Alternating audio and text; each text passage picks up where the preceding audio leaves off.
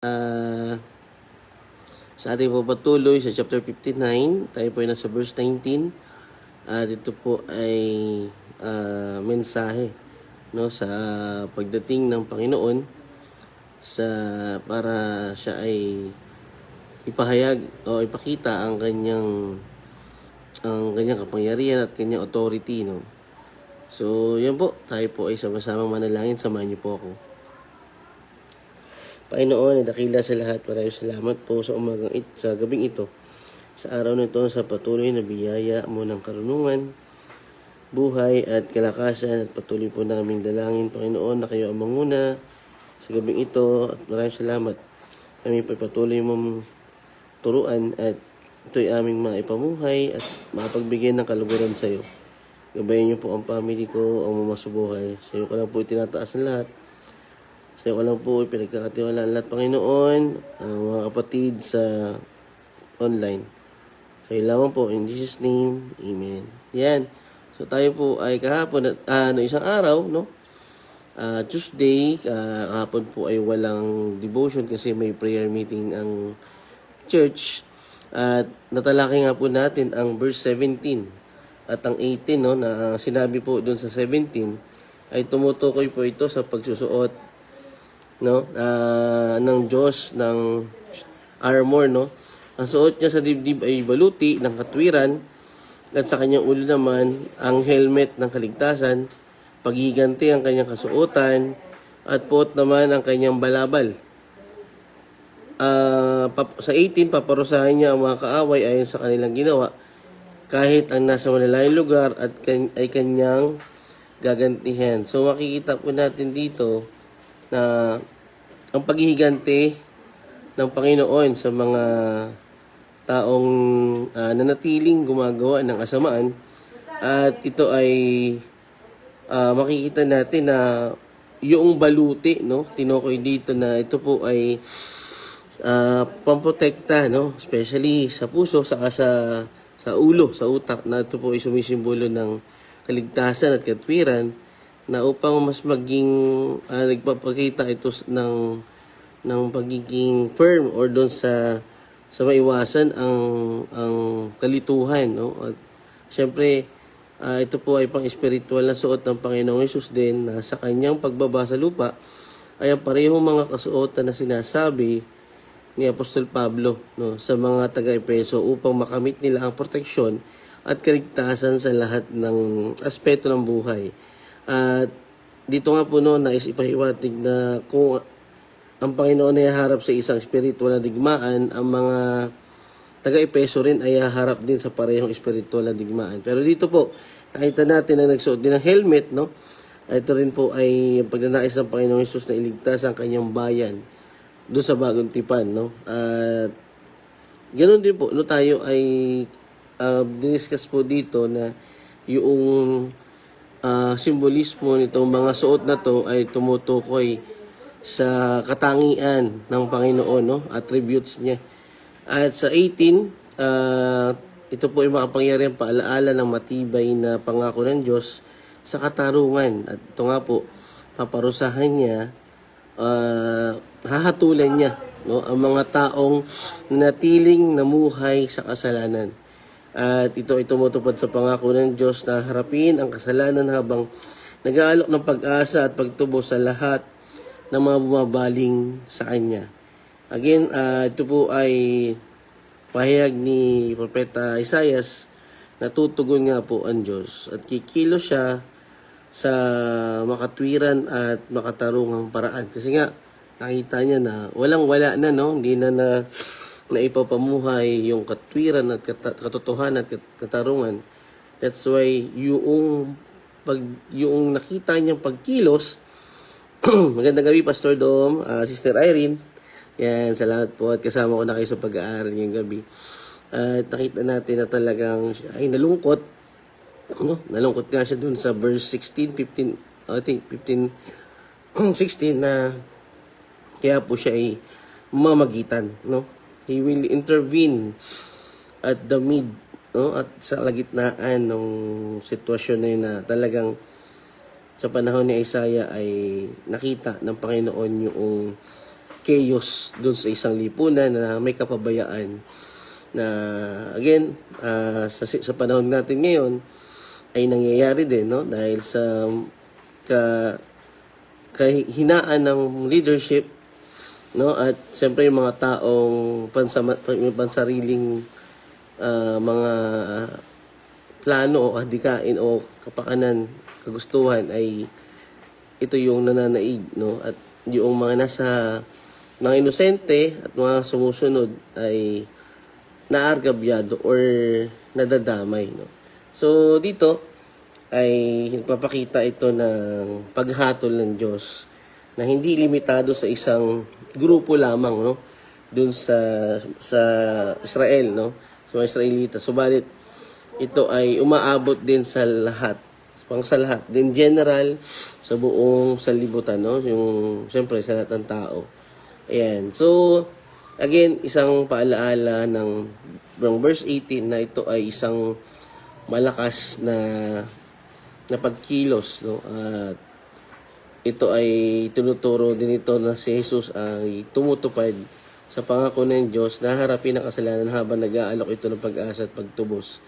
Sa lahat ng bumabaling sa Kanya, hinahamon tayo ng talatang ito na magtiwala, patuloy na magtiwala sa Panginoon dahil dalang araw darating po, yung sa huling panahon, no, ang pagdating ulit ng Panginoong Hesus. Yan. Sa verse 19, sinabi dito, kaya katatakutan siya ng mga kanluran at dadakilain sa dakong silangan. Darating si Yahweh tulad ng malakas na agos ng tubig, gaya ng ihip ng malakas na hangin. So grabe po, no, yung ini-illustrate pa lang dito, no, kaya katatakutan. Kaya katatakutan siya ng mga taga-kanluran at dadakilain sa dakong silangan. So nakita natin magkaibang word ang ginamit, katatakutan at dadakilain. So isang mensahe ng talata na nakikita natin na isang mapangyarihang paglalarawan ng tugon ng Panginoon sa mga kaaway ng kanyang bayan. Nagsisimula ang talata sa pagsasabing ang mga nasa kanluran ay matatakot sa pangalan ng Panginoon, ay sumisimbolo sa malawak ang pagkilala at paggalang sa otoridad at kamahalan ng Diyos. Nakita natin na ang sentrong figura dito, syempre ang Panginoon, ang pagkilos niya, no? Ang pagtugon niya doon sa nangyayaring problema, no? At sa mga nakaraang pag-aaral, nakita natin yung sitwasyon na kung bakit siya kikilos ng ganito, at nakita natin yung walang katarungan, walang katwiran na sistema. At sa panahon, no, ni Propeta Isaiah ay nakita natin na talagang dumating na yung time na siya ay nag-decide na, no. Hindi na niya matiis yung nakikita niya at talagang totally alam natin ng Panginoon is nandun siya sa pagiging makatwiran, no. Yan. So ito ay isang talata na nagbibigay diin sa kalakasan sa kapangyarihan ng Panginoon. Pagkatapos ay binanggit nito ang kanyang kaluwalhatian na kinikilala mula sa sikatan ng araw o sa silangan. Alam naman natin na sa silangan ang sumisikat ang araw at ito'y sumisimbolo sa pangkalahatang pagkilala sa kapangyarihan at soberanya ng Diyos. Sa dulong panahon, ito ay mangyayari, no? At ito yung malawakang pagkilos kasi from east to west, no, ay from west to east. Ito nagpapahayag ng pandaigdigang pagsakop o sakop ng mga bagay na tinatalakay. So ang imaheng ito ay ang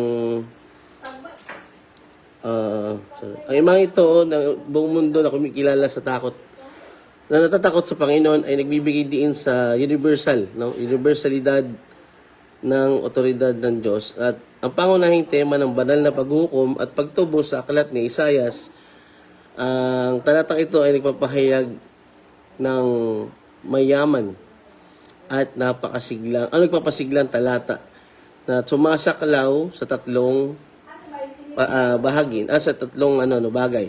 Pangkalahatang pagkilala sa soberanya ng Diyos. Universal, ibig sabihin, yung soberanya ng Panginoon ay kinikilala sa buong daigdig. At ito yung walang maapigil, no? At ang laganap na banta ng kasamaan at ang sukdulang tagumpay ng mga layuning pantubos ng Diyos. So alam natin na tatalunin ng Panginoon ang kasamaan at sigurado yung panalo, siguradong tagumpay at matatalo yung kadiliman. So ang mayamang simbolismo, malalim na mga tema at mas malawak na theological na implikasyon nito ay ginagawa itong isang makapangyarihan at may pangmatagalang pagpapahayag ng pagpoprotekta at gumagabay na presensya ng Diyos sa harap ng kahirapan. At ito ay binibigyan diin ng talatang ito ang pandaigdigang epekto ng kapangyarihan at kalwatian ng Diyos na ang kanluran at pagsikat ng araw o silangan ay sumisimbolo sa buong mundo.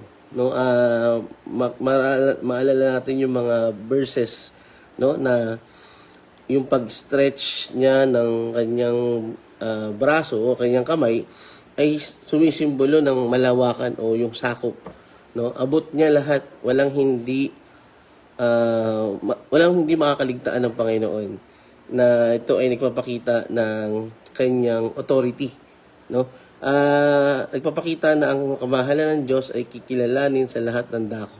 Sinabi doon sa Proverbs 1:7, no, na once na ang tao ay may takot, no, sa Panginoon, doon nagsisimula ang karunungan. So yung pagkatakot dito ng tao ay tumutukoy, no, sa reverent fear ang ibig sabihin dito.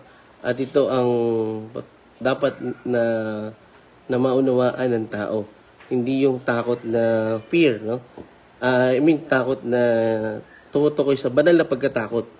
Yan. So, ito ay mas nagpapakita ng matibay na pagtugon ng Panginoon sa kanyang pangako ng kanyang parurusahan ang mga kasamaan. Ang imahe ng Diyos na dumarating na tulad ng isang nakakulong na baha na pinapatakbo ng kanyang hininga ay naglalarawan ng kanyang hindi mapigilan at nakapanlulumong katangian ng kanyang intervensyon.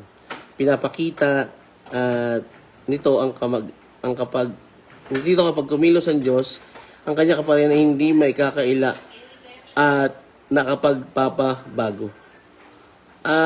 Makikita natin dito, no, sa part na to, tinukoy na yung kabuuhan na kapangyarihan ng Panginoon na siya ay walang makakapigil. No? Walang makakapigil, walang makakahadlang.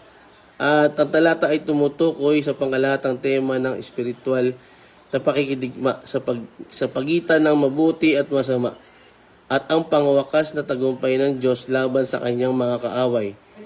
Nilalarawan nito ang Diyos bilang isang makapangyarihan at nagpoprotektang puwersa sa pamamagitan para sa kanyang bayan at nagtatagumpay laban sa mga puwersa ng kadiliman. So ang temang ito ay tumutukoy sa banal na proteksyon at intervention ng Diyos.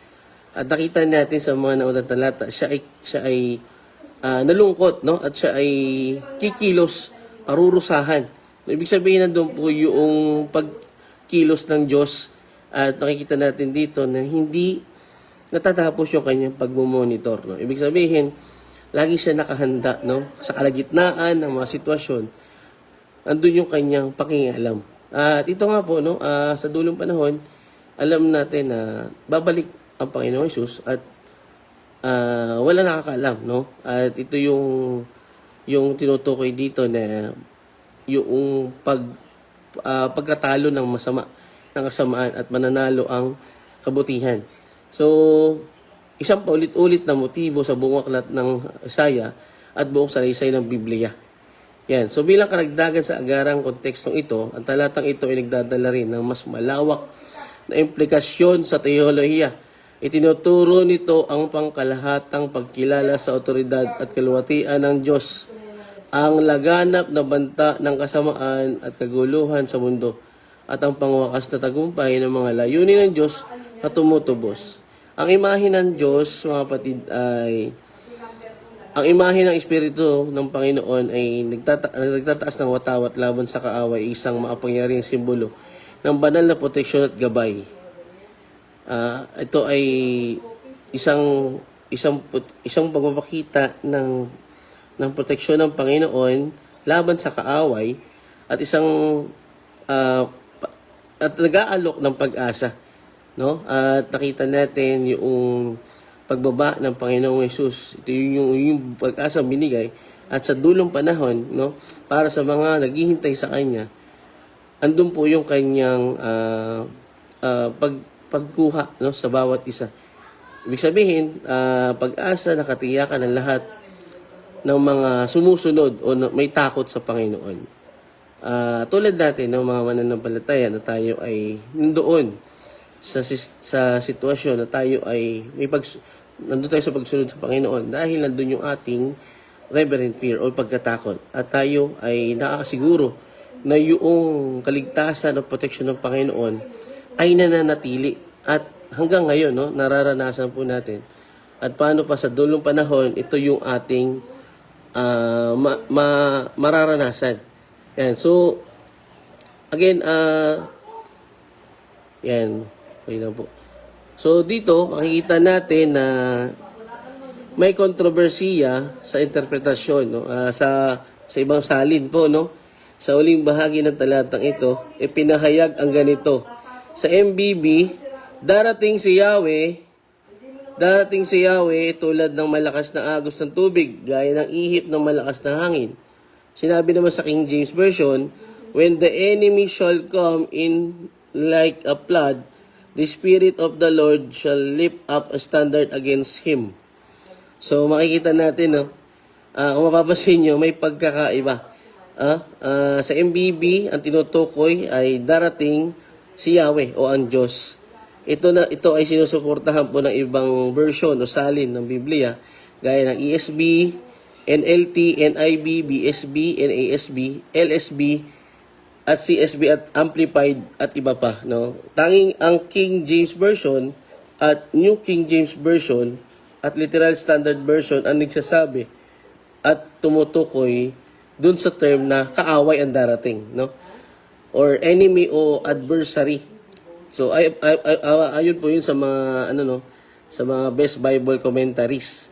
So makikita natin may pagkakaiba, no? So ang sinabi dito, why the King James Bible made he will come as enemy yung tinutukoy kaysa dun sa MBB na ang Diyos ang darating.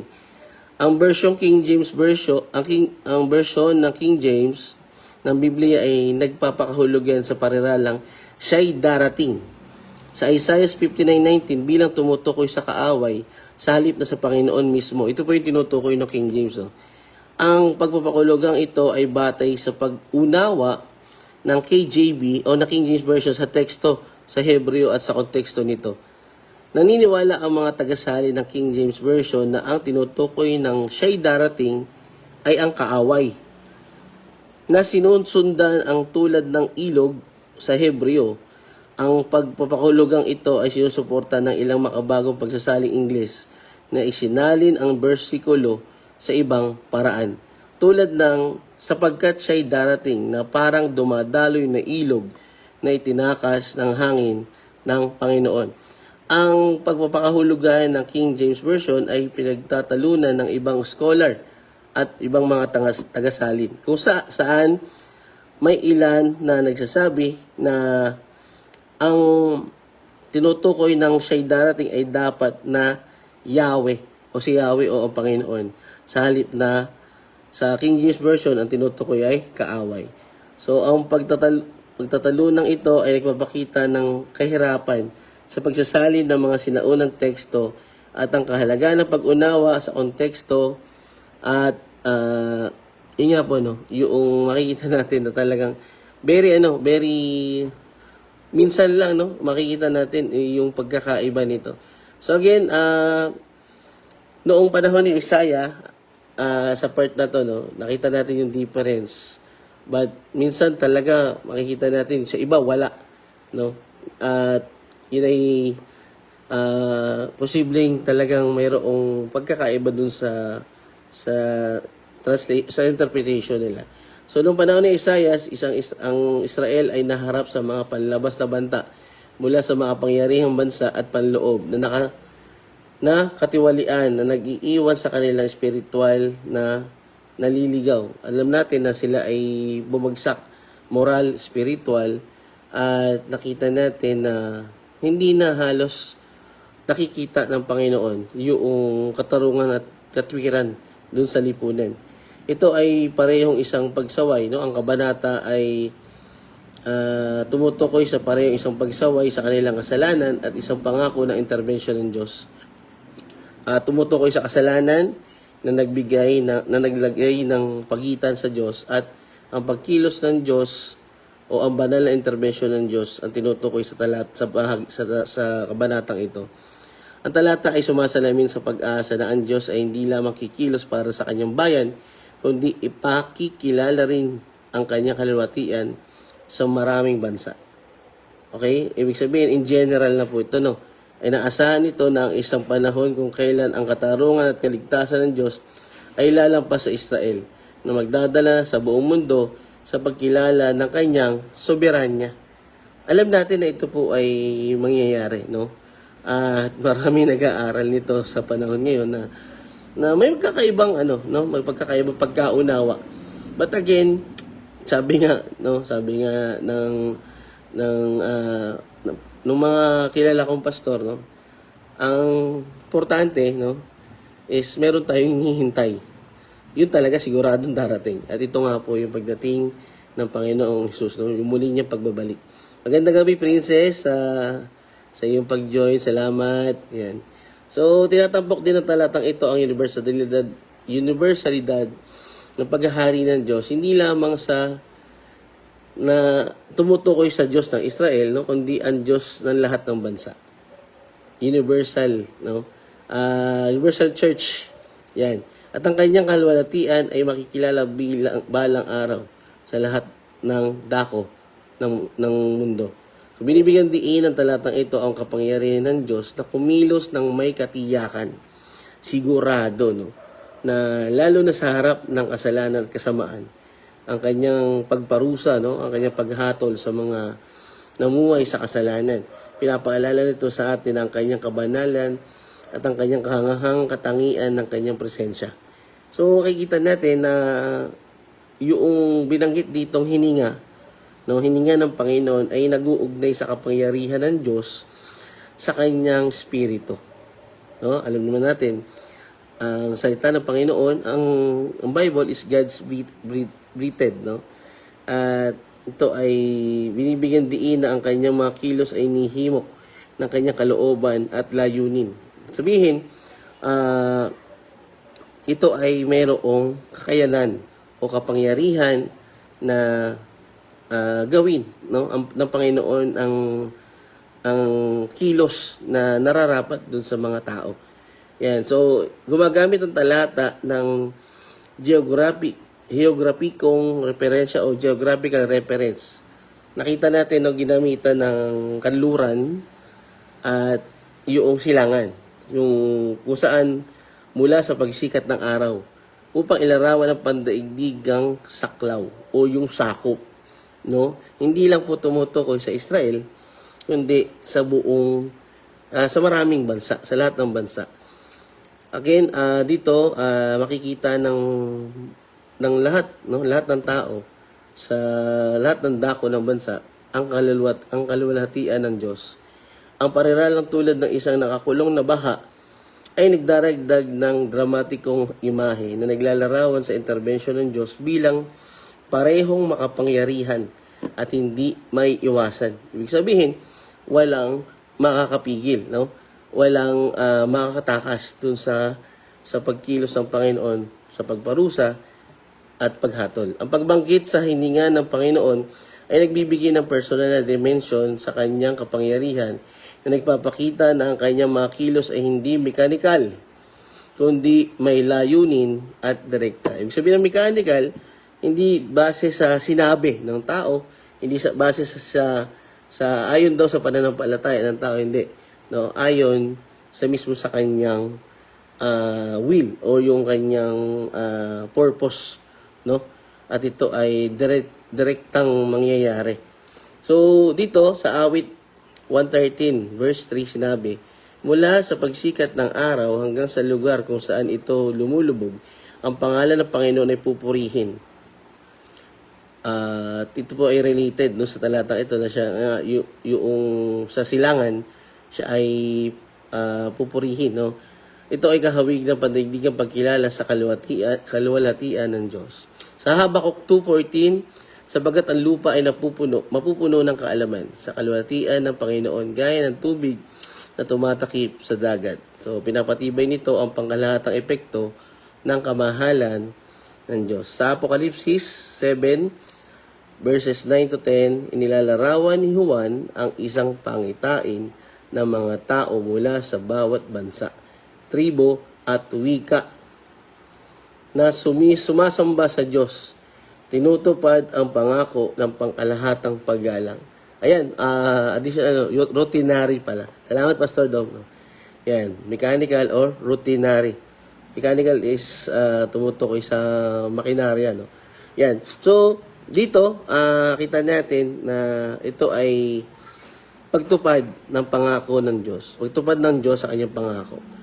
At ito, sa panahon ng mga Kristiyano ngayon, tayo ay pinapaalalahanan ng talatang ito na isang makapangyarihan, no?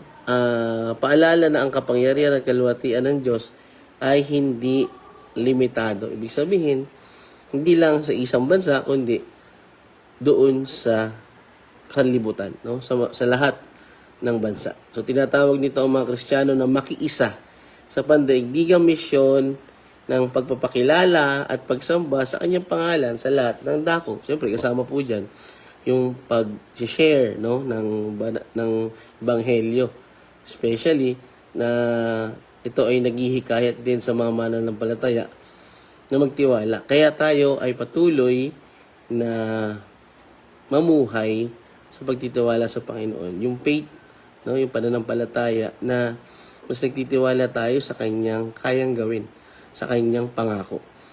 So ito nga po ay tayo ay sinasabihan na magtiwala sa kakayahan ng Diyos na na siya ay kayang mamagitan, no, ng may kapangyarihan sa mundo. Kahit na tila napakalaki ng mga pangyayari, tinitiyak nito sa atin na ang kanyang kaluwalhatian sa huli ay makikilala ng lahat. So again, malaki kung ikukumpara natin yung illustration na ang Diyos is nanonood sa atin. At para lang tayo nasa bilog na na crystal clear, nakikita niya tayo. So again, God is in control. Kaya tayo ay patuloy na magtiwala sa Kanya. So again, ito ay nauugnay sa ating Panginoon. Ito ay ang hahangarin niya na ang buong mundo ay magpuri sa Kanyang kaluwalhatian. Nabanggit na natin, no? Point to point. Yung from east to west, yung west to east ay tumutukoy sa lawak, no, ng sakop ng mga sasamba at magpupuri sa Panginoon. Ito ay tumutukoy sa ang hari ng Diyos na ang buong mundo ay magpuri sa kanyang kaluwalhatian. At ito ay sumasalamin sa kanyang pagmamahal sa lahat ng tao. Hindi lamang siya kumikilos upang hatulan ang kasalanan, kundi ito rin po ay upang ihayag din ang kanyang sarili, no, bilang pinagmula ng buhay ng tao. Buhay at kaligtasan. Sa kanya lang po nagmumula lahat, no. Siya ang lumikha Siya ang lumikha ng lahat. Ang kanyang hindi mapigilang interbensyon na inilalarawan bilang isang baha ay nagpapakita ng kanyang pangako sa pagdadala ng katarungan at pagpapanumbalik. Ang pag-ibig ng Diyos ay kitang-kita sa kanyang kahandaang kumilos ng may determinasyon upang ipakilala ang sarili. at tawagin ang mga tao sa pakipag-ugnayan sa Kanya. Kaya nga,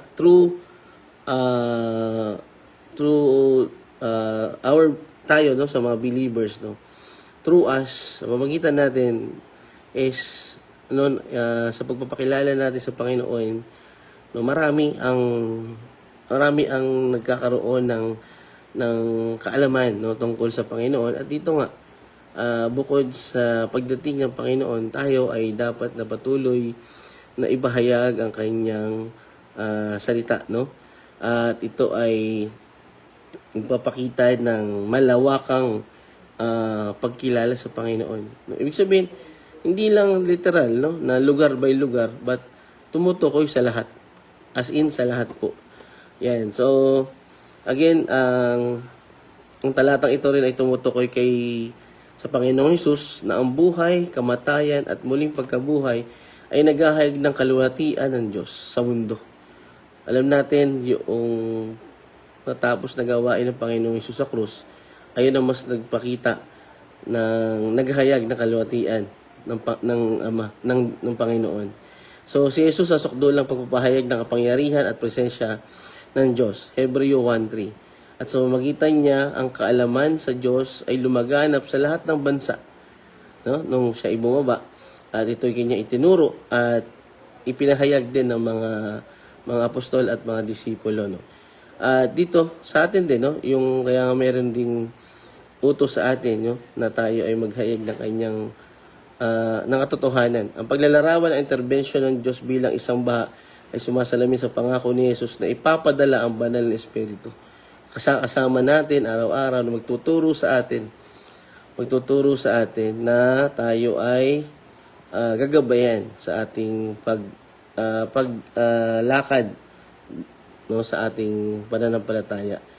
At ito ay makapangyarihang gumagawa upang makilala ng mga tao ang Panginoong Hesus. Sinabi ito sa John 7:37-39. Kay Hesus, ang pandaigdigang paggalang na inilalarawan sa talatang ito ay natupad.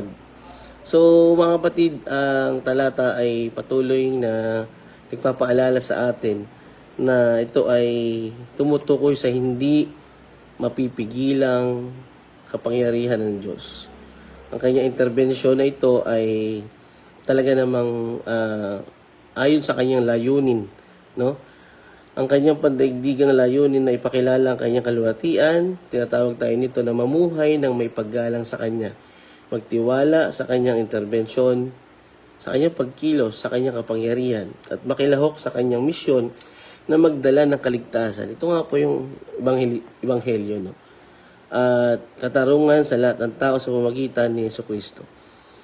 The good news, the gospel, no? Ibahagi natin to sa iba na patuloy nating ipakilala ang Panginoon sa pamamagitan nito. Ihayag ang katotohanan at ang ginawa ng Panginoong Hesus sa krus upang marami po, no, ang mas lalo pang magpuri sa Panginoon. So, yun po mga kapatid, no. Ang central na sentrong figura, siyempre ang power at authority at ang glory ng Panginoon na sa atin ay patuloy na pinapaalaala na ang Panginoon ay tunay na dakila. Ang sitwasyon na to ay sana ay makita natin, no, na mas malawak pa, na hindi lang ito tumutukoy sa Israel, kundi ito ay tumutukoy sa lahat, no, sa lahat. Again, ang kapangyarihan ng kaluwalhatian ng Diyos ay hindi limitado sa isang bansa, kundi kasama po, no, tayo. Universal, yan. Universality of salvation. Yan. So, thank you po, Pastor Dom.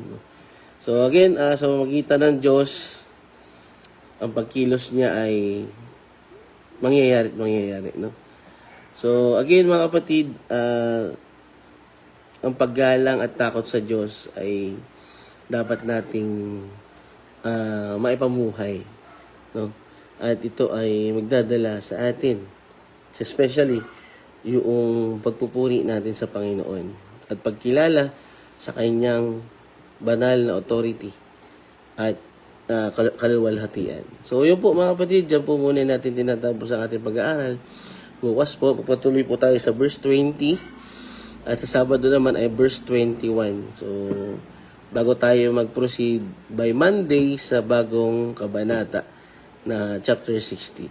So, yun po. Sana po ay marami tayong natutunan sa gabing ito upang tayo ay lalong manatili sa pagtitiwala at yung pag-asa na ibaling natin sa Panginoon. So, yan po. Tayo po ay sama-samang manalangin para sa ating pagtatapos.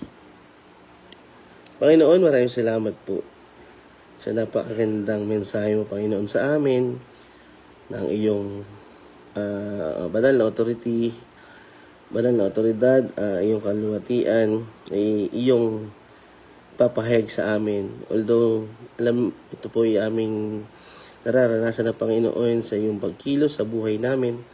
Naway ang bawat kapatid na makakapanood ng recording na to, ng kasama namin sa live, ay patuloy na magpuri at makilala ka, Panginoon.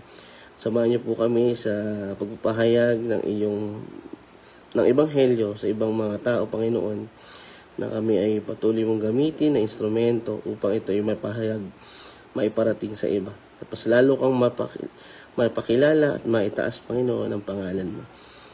Samahan niyo po kami ngayong gabing ito sa aming kapahingahan, Panginoon. Ikaw lamang po ang tanging isang Diyos na dapat naming papurihan at sambahin. Maraming salamat po, Lord God. Sana na nakapagbigay ito ng kaluguran sa iyo. Sa iyo lamang po ang lahat ng papurit parangal. In Jesus' name, Amen. Ayan. Maraming salamat po, Pastor Dom, Princess, Sister Irene, Pastor Nanding, at sa lahat po na naka-join. Patuloy tayong lumakad, umasa, at magtiwala sa Panginoon dahil sa dakong panahon, dudulong panahon, siya po ay muling babalik at tayo para upang iligtas at talunin at hatulan ang mga patuloy na tumatanggi sa kanyang kabanalan, sa kanyang kaluwatian. Maraming salamat po. To God be the glory.